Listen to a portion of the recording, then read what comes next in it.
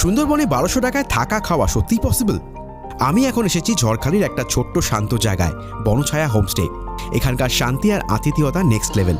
Simple room কিন্তু fresh, home cook খাওয়ার একেবারে অসাধারণ। সবথেকে বড় অ্যাডভেঞ্চার জানো, এখানে আসতে কোনো বোট লাগে না, নিজের গাড়ি নিয়েই ডাইরেক্ট পৌঁছে যেতে পারো।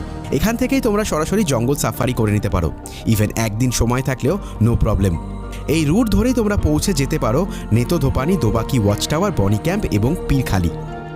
অনেকের মতোই এখানে সব থেকে বেশি রয়্যাল বেঙ্গল টাইগারের দেখা মেলে। আর যদি টিউসডে কোর এরিয়া বন্ধও থাকে, তাহলেও এখান থেকে তোমরা সূর্যবনি খাল ঘুরে আসতে পারো। সাধারণ গোসাবা রুটে 3 দিনের ট্রিপে মাত্র একদিনই জঙ্গল সাফারি হয়, কিন্তু ঝড়খালি থেকে চাইলে একদিনেই পুরো সাফারি এক্সপিরিয়েন্স নেওয়া যায়। প্যাকেজ শুরু মাত্র 1200 টাকা থেকে, 1300 টাকা আর 1500 টাকার প্যাকেজও আছে, যাতে খাবারের আইটেমগুলো একটু চেঞ্জ হয়ে যাবে। তাই যদি ক্রাউড থেকে দূরে সুন্দরবনের রিয়েল ফিল নিতে চাও, তাহলে এই হোমস্টেটাই হতে পারে তোমাদের জন্য বেস্ট চয়েস।